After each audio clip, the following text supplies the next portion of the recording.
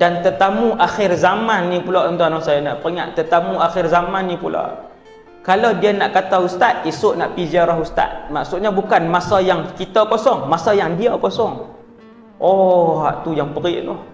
Jadi tetamu hari ni, dia mai tu ikut kosong dia.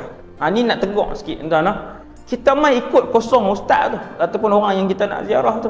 Kadang-kala dengan iman yang lemah ni, kita terpaksa kata petang ni tak boleh ikut, nantilah lain kali. Yang tu jangan terasa, tuan-tuan. Sebab ramai. Jadi dia kata Nabi tak pernah menghalang aku untuk menziarahi beliau. Satu, yang keduanya, apabila melihatku Nabi akan tersenyum. Tidak pernah ayat tu Nabi melihat aku kecuali Nabi mesti senyum.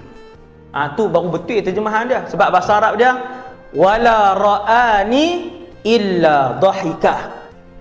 Tak pernah Nabi tengok aku mesti dia senyum, kecuali dia mesti senyum. Ini Nabi Muhammad SAW.